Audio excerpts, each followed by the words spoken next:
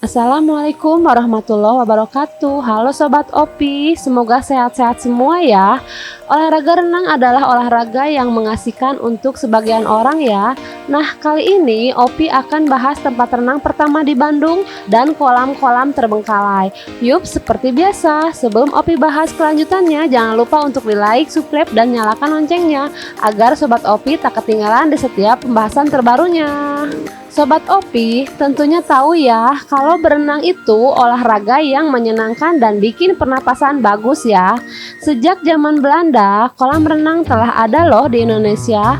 Dulu awalnya kolam ikan sederhana itu dibangun pada tahun 1904 ya sob, yang letaknya ada di daerah Cihampelas, Bandung. Pemiliknya adalah Nyonya Homan, istri dari pemilik Hotel Savoy Homan loh sob. Kolam renang Cihampelas menjadi kolam renang tertua loh di Bandung. Pada tahun 1950-an, kolam renang Cihampelas menjadi tempat berlatihnya atlet-atlet renang daerah loh sob. Tujuan awalnya kolam renang Cihampelas dibangun untuk menyambut tamu-tamu hotel. Bahkan kolam renang Cihampelas sempat menjadi tempat berlatih orang Belanda dan Eropa di perkelompokan berenangan Bandung. Lazimnya masa kolonial kolam renang hanya diperuntukkan bagi orang-orang Belanda dan Eropa, dan pelang larangan bagi pribumi pun tertulis saat itu. Sudah lebih dari 100 tahun kolam renang Cihampelas pun akhirnya tenggelam, bahkan sempat terbengkalai ya sob. Di tahun 2010 kolam renang pertama di Indonesia dibongkar untuk dijadikan hotel dan kini menjadi apartemen The Jardin ya. Anak tahun 80-90-an pasti tahu ya ada kolam renang yang melegenda di daerah kota Cimahi. Konon dibangun pada tahun 1898. Berglus namanya, adalah kolam renang yang peninggalan zaman Belanda yang merupakan bagian dari Hotel Emma. Tentu, tempo dulu kolam renang Berglus menjadi tempat terfavorit orang-orang Belanda untuk berenang. Namun saat ini kondisinya sangat memprihatinkan loh sob. Bahkan seluruh bagian bangunan dan fasilitas hancur termakan usia.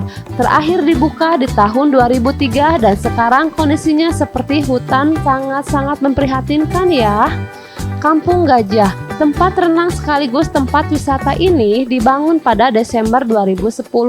Dulu sempat menjadi primadonanya masyarakat Kota Bandung.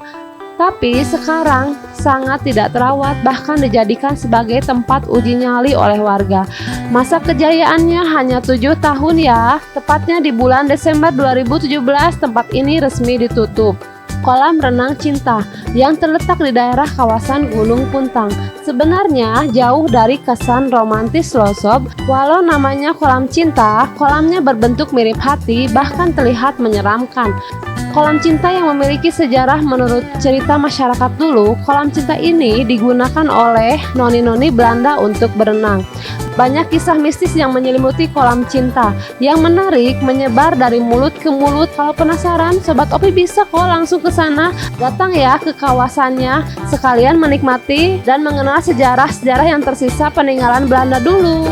Tak ketinggalan di kawasan Buah Batu Bandung pun ada kolam renang yang terbengkalai. Sejak beberapa tahun lalu loh sob, namanya Tirta Indah. Bahkan menurut informasi, kolam renang Tirta Indah begitu angker dan menyeramkan.